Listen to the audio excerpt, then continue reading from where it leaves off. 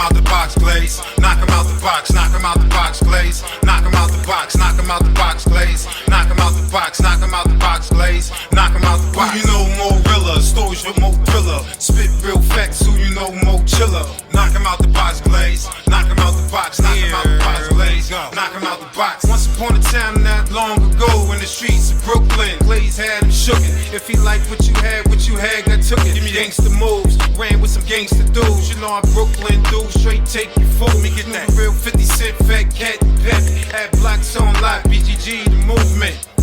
Here to make improvements. Knock him out the box, Glaze. Knock him out the box, knock him out the box, Glaze. Knock him out the box. You know more realers. Everybody tells stories about the 50 Cent, Fat Cat, Pappy, Tut. And the funny part about it, when you listen to some of these guys telling story, most of these shit you hear, these guys are so far away from the truth. You listen to people, you listen to some of these war stories, and you listen to some of them like second, third, fourth hand information, and they are so far from the truth. You know, if people want to know the real story about these real individuals, they need to go to real sources. The real reason behind the hit of Kelvin 50 Cent Martin is because in 1986, when I was incarcerated, you know, I used to talk to him daily. I'm fighting murder charge, and I had nothing to lose. And he came with me with a plot. And the plot was the guy that he was working for was kind of heavy in the game at the time. He wanted me to rob the cat's stash house. So I was going to get one of my guys, most likely Tut, and I talked to him about it, about the possibility in the stash house.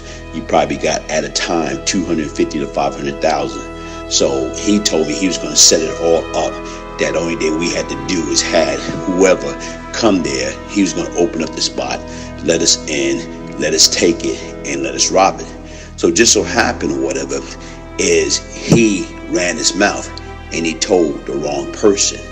And when he told that person, it went back to their boss.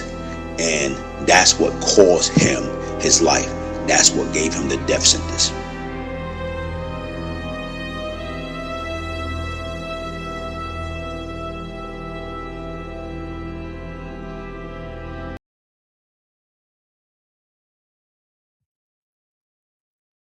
I remember one time he cut a friend of mine's in the face, close friend of mine's. This guy named Demencio. You know, he was known for killing, going around doing this thing too. You know, he was a wild guy too. You know, they had a little fight at the skating ring. Empire skating ring? Yeah, that was Empire. And we were in the skating ring, and he came over, he gave me 2 razors. Hold these for me, I'm going to skate.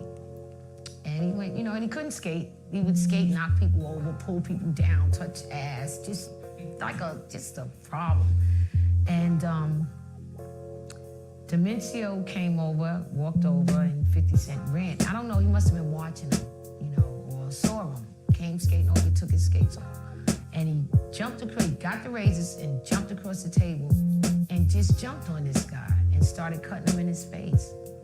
And actually, if you ask me, Demencio whooped his ass because he was punching him. And 50 Cent wasn't trying to fight. He wasn't fighting him, he was cutting him. And it wasn't until they broke the fight up that you saw Demencio's face start to open up. So I didn't understand how 50 was that sneaky to get a razor out his mouth and cut him across his face. By this time, 50 Cent was back over by me yelling, somebody cut my man, who cut my man? It's like, you cut him, what are you doing? You know, it was just like that. The next thing you know, I see my man holding his face, leaving the skating ring. I don't even know why him and 50, I don't know why they had beef. I don't even know what it was about, but I know 50 Cent could have just not liked him. He was nice looking. Kelvin Darnell Martin was born on July 24th, 1964 in the South Bronx, New York City. His childhood nickname was Lil Shaft. When Martin was 8 years old, his parents separated, and according to relatives, his mother pinned a note to his shirt, placed him on a bus, and sent him to live with his grandmother. While a teenager, Martin was displaced yet again when the family left the Bronx permanently and moved into the subsidized housing in the borough of Brooklyn. Martin would call Unit 11H in Building A in the Monument Walk section of the Raymond V. Ingersoll houses his new home. Not long after, he was introduced to Islam by the way of the 5% Nation and adopted the name Shamik. Martin's criminal activities as a teenager earned him a stint at Rikers Island in the C-74 Juvenile Detention Center, where he would meet other future career criminals, such as convicted drug trafficker James Jimmy Henchman Roseman. After his release and return to Brooklyn, Martin is said to have aligned himself with the Supreme Team Street Gang, based in Fort Greene, not to be confused with the Jamaica Queens-based drug organization. It was around this time that Martin obtained the nickname 50 Cent. There is some dispute as to how he acquired the name. Some attribute the name to his greed, attesting to the idea that he would rob someone for any amount of money, no matter how little the sum. One rumor has it that Martin entered a dice game with only 50 cent stake and ultimately walked away with $500. Still others believe the name to be an illusion because he was so small and his slight frame. Martin was known to be armed at all times with his favorite long barrel handguns, a Colt 45 and a .357 Magnum. Martin declined to become a drug dealer in the then relatively new crack cocaine trade, instead preferring to obtain money through strong-arm robbery. He would soon go on to assemble the collective known as the Brooklyn Zoo, a group of teens who reportedly target blue-collar workers, college students, liquor stores, pimps, and especially intoxicated club patrons for robbery. They collected cash from fencing designer purses and gold chains stolen from partygoers at the Latin Quarter Harlem World and the Roxy nightclubs in Manhattan. They were also known to have preyed on customers and event attendees at the Brooklyn Armory, the Empire Skating Rink, and the Albee Square Mall in Brooklyn. Martin is said to have attended Rick James' concert at the Meadowlands Concert Stadium in East Rutherford, New Jersey, just so that he could rob other fans in attendance. Martin would gain widespread notoriety after robbing several members of the hip-hop industry. His victims included members of the rap group Houdini and a teenage LL Cool J. Reportedly, Martin approached LL in the parking lot of a White Castle in Brooklyn and took the young star's solid gold rope chain at gunpoint. According to locals, Martin also had a violent run-in with Jam Master Jay of Run DMC. A confrontation between his Brooklyn Zoo crew and Jay resulted in a shootout between Martin's group and the Hollis crew, a stick-up gang from Jay's neighborhood. Martin's association with rappers wasn't always criminal or even hostile. Eric Berry of Eric B. and Rakim was a friend of Martin. The two developed a friendship in 1986 and became so close that Martin became a member of the Paid in Full posse. Martin was featured in a photo with other members of the Paid in Full posse, alongside the rap duo and other rappers and criminals on the back of Eric B. and Rakim's debut album, Paid in Full. Its title song ironically recounts the lifestyle embraced by Martin that Rakim avoided by pursuing a hip-hop career. Martin's main robbery targets were allegedly drug dealers and their stash houses. His skill set expanded to include kidnapping and extortion as well. Martin would offer protection against robberies, violence, vandalism, and other forms of assault to local store owners and drug dealers. Those who turned down this agreement would find themselves victims of assaults, which were perpetrated by Martin himself. Martin's robbery and extortion proceeds afforded him a place of distinction as the owner of a custom gold-colored Volkswagen Jetta. Martin's penchant for carrying out his assaults without attempting to conceal his identity gained him several enemies. In addition to being stabbed numerous times, it's estimated that Martin was shot at least 24 times in 9 separate incidents. Despite having never been indicted for murder, he is also believed to have at least 30 bodies. Because people were trying to kill him, Martin decided to enlist into the army. Eventually, he was given an honorable discharge and sent back from Georgia to New York to face robbery charges after an NYPD detective came down and arrested him at Fort Benning. Upon his return to New York, Martin would move into his girlfriend Precious's apartment in the Albany Houses housing projects located in Crown Heights section of Brooklyn. Shortly after the move, Martin was shot while shopping at the mall and as a result, took to wearing bulletproof vests. He was shot on October 20th, 1987 on the stairwell of his girlfriend's project building in the Albany Houses and died from hemorrhaging in Kings County Hospital 4 days later. He was 23 years old. Paid in Full was released 3 months earlier on July 7th, 1987. A former associate known as Wemo was convicted of first-degree manslaughter and sentenced to a minimum of 8 years in prison for Martin's killing. Wemo maintained that he was coerced into committing the killing by enemies of Martin who kidnapped a close family member and threatened to murder both Wemo and his family if he refused. The then 18-year-old Wemo, a member of Martin's crew, is reported to have come by the 13th floor apartment before leaving with Martin around 10 p.m. 50 apparently felt secure enough with Wemo that he chose not to wear his bulletproof vest. 50 was found later that evening on the 7th floor landing, bleeding from wounds to the head, chest, and stomach. Despite all the considerable wealth that 50 made from his criminal exploits during his life, his family was only given his gold teeth upon his death. According to relatives, his safety deposit box and usual stash spots were found completely empty after his demise. Martin's body was sent from Brooklyn to Staten Island, and he was entered into a mass grave with 4 other people. Initially, Wemo was convicted of murder, but his conviction was overturned when a corroborating witness supported his claim of being coerced into killing Martin. He accepted a manslaughter conviction and was awarded a sentence of time served based on the informant's testimony. During his time on the street, Martin is said to have served as a mentor to Brooklyn gangster Calvin, who was rumored to have inspired some of the lyrics of the then aspiring rapper Jay-Z. After his death, Martin served as an inspiration to Queens, New York native and rap superstar Curtis 50 Cent Jackson, who adopted his moniker in an effort to solidify his street credibility. Initially, Martin was buried without a tombstone, but according to family members, Jackson volunteered to finance one as a token of respect and appreciation for Martin's legacy.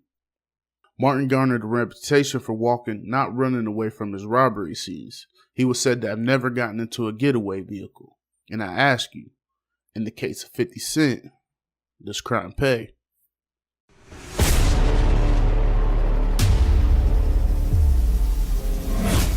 Almost everyone in the world has heard of Curtis James Jackson III, also known by his rap name, 50 Cent.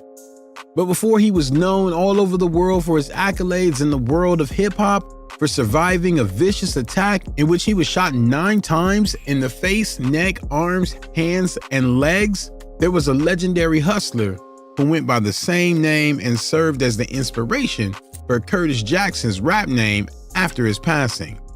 Kelvin Darnell Martin, also known as the original 50 Cent, was a notorious criminal hailing from Fort Greene, Brooklyn, New York, earning his nickname due to his reputation for shaking down anyone he wanted on the streets, even if they only had a few cents on them.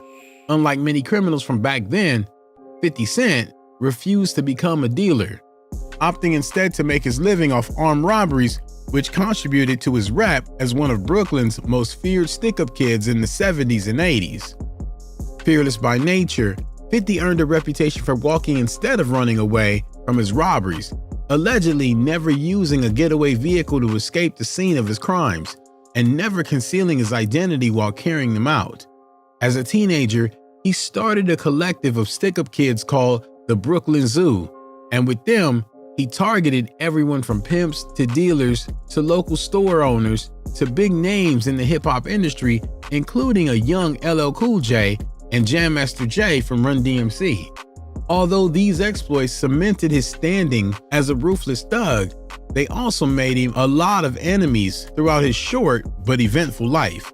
Throughout his criminal career, 50 Cent was stabbed numerous times in different incidents and allegedly shot close to 25 times in 9 separate incidents.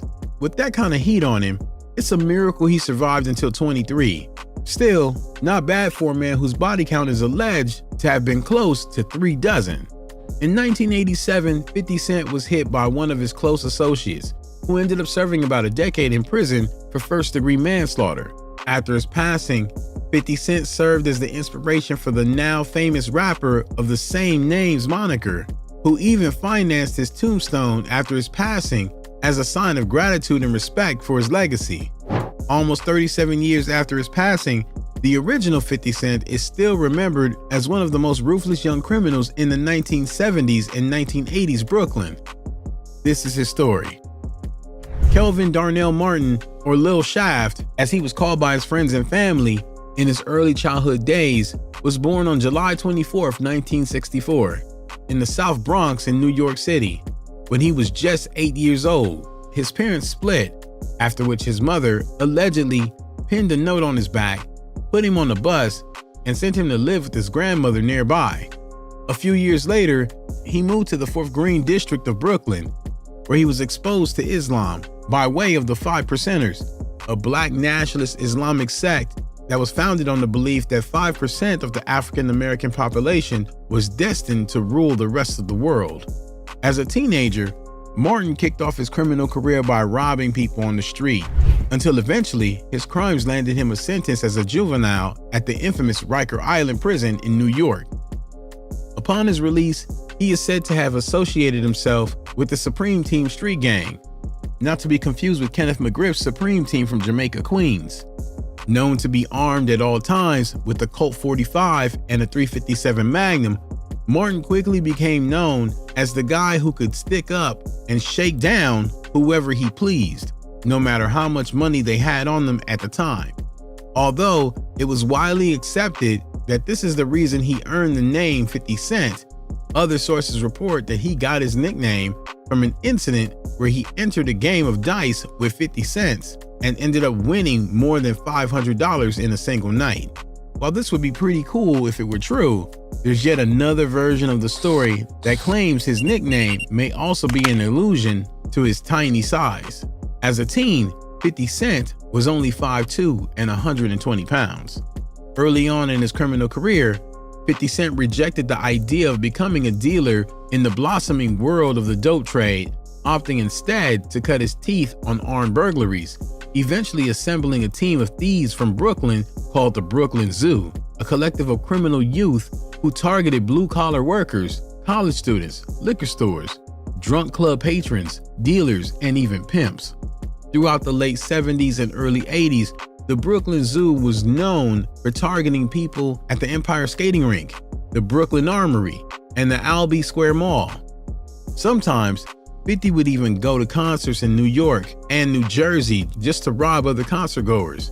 But what really made his reputation grow was when he began sticking up big names in the hip-hop industry, including members of the rap group Houdini and LL Cool J, the latter of whom he once robbed in the parking lot of a White Castle in Brooklyn, where he held him at gunpoint and forced him to hand over his gold chain to give to his daughter. According to locals, he had a similar encounter with Jam Master Jay of Run DMC, a figure who was loved and respected by pretty much everyone else in the country, but apparently not by 50 Cent.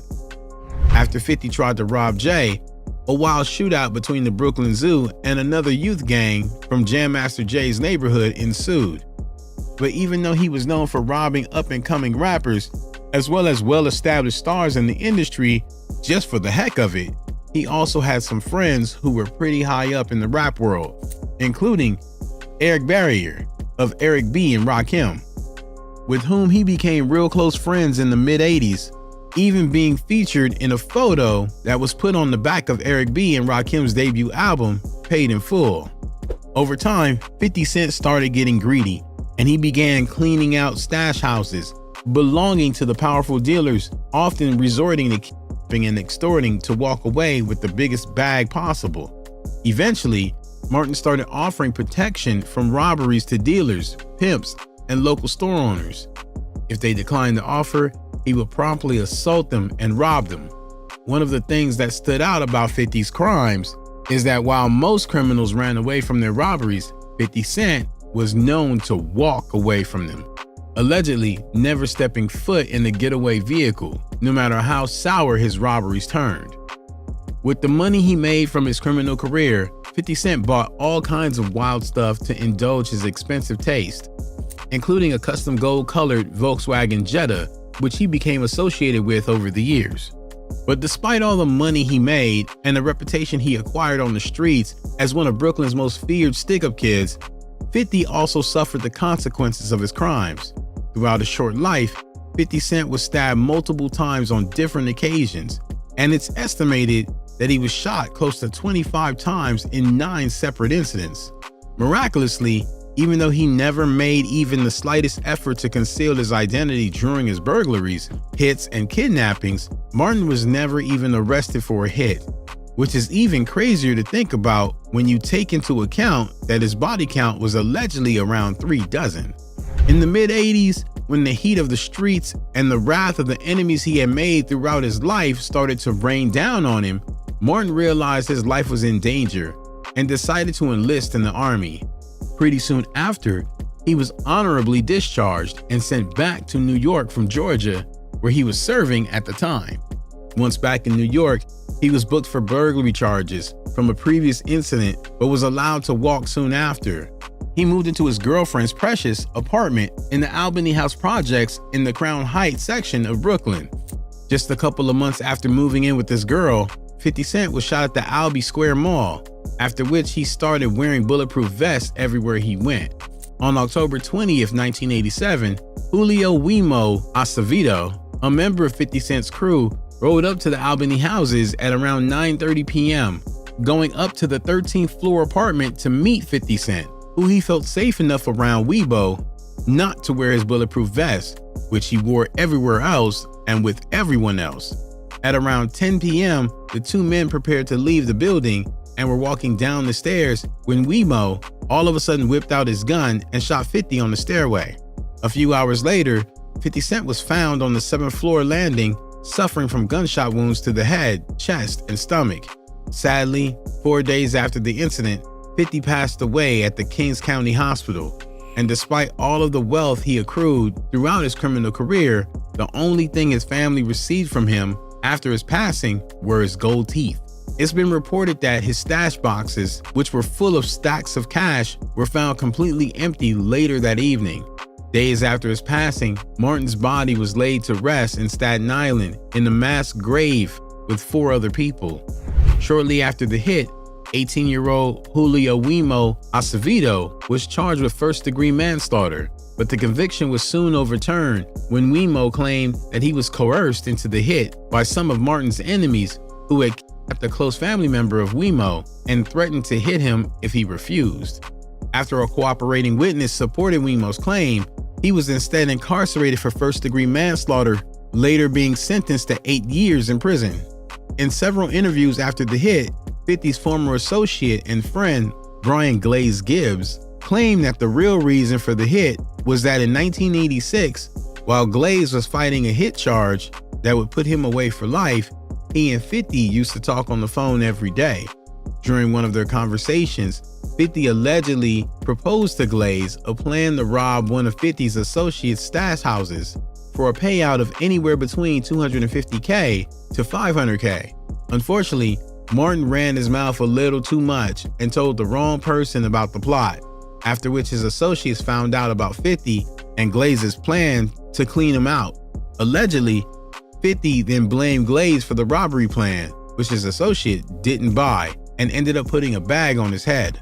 After his passing, Martin's life and influence were covered in the in-depth documentary titled The Infamous Times, Volume 1, The Original 50 Cent, starting from his upbringing in the Bronx and Brooklyn and culminating in his gruesome passing at the Albany houses. Although he never found out, his name later served as the inspiration for South Jamaica Queens rapper Curtis James Jackson's stage name, who adopted the moniker as his career started to take off, and the rest is history. Even though 50 Cent was originally laid to rest without a tombstone, the second 50 Cent offered his family some money to pay for it as a sign of respect for the man who inspired his stage name. Today, almost 37 years after his hit, the original 50 Cent is still remembered as one of the most ruthless young criminals and fierce stick-up kids in the 1970s and 1980s Brooklyn.